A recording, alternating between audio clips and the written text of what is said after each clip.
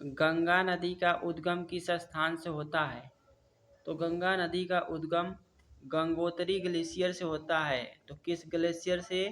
तो गंगोत्री ग्लेशियर से होता है गंगा नदी का उद्गम। गंगा नदी की लंबाई कितनी है? नदी की लंबाई 2525 किलोमीटर है। कितनी है? तो 2525 किलोमीटर है। सबसे लंबी गंगा की सहायक नदी, सबसे लंबी सहायक नदी यमुना है, गंगा की सहायक नदी। भारत में कौन सी नदी है सबसे बड़ी सहायक नदी है? तो यमुना सबसे बड़ी सहायक नदी है पूरे भारत में। सबसे छोटी नदी भारत की, तो अरवरी नदी। अरवरी नदी भारत की सबसे छोटी नदी है। तो भारत की सबसे छोटी नदी अरवरी नदी है। कौन सी नदी? अरवरी नदी।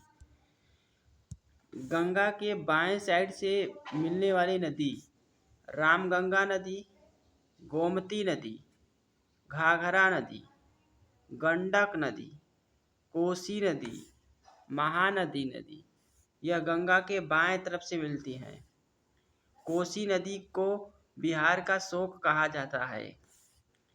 गंगा के दाएं तरफ की नदियाँ जैसे यमुना हो गया, सोन, कर्मनाशा, पुनपुन, यह दाएं तरफ से मिलती हैं।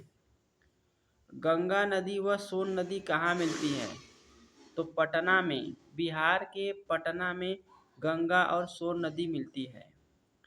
गंगा नदी और यमुना नदी कहाँ मिलती है? गंगा और यमुना नदी प्रयागराज में मिलती है। गंगा नदी को बांग्लादेश में क्या कहते हैं? पद्मा कहा जाता है। गंगा नदी को राष्ट्रीय नदी कब घोषित किया गया? तो गंगा नदी को राष्ट्रीय नदी 4 नवंबर 2008 कब घोषित किया गया? तो 4 नवंबर 2008 को राष्ट्रीय नदी घोषित किया गया। अलकनंदा नदी और धौली गंगा नदी कहाँ पर मिलती है? तो अलकनंदा नदी और धौली गंगा नदी विष्णुप्रयाग में मिलती है। अगला है अलकनंदा नदी और पिंडार नदी। अलकनंदा नदी और पिंडार नदी का संगम कर्णप्रयाग में है। तो यह रहा गंगा नदी के बारे में संपूर्ण डिटेल। आज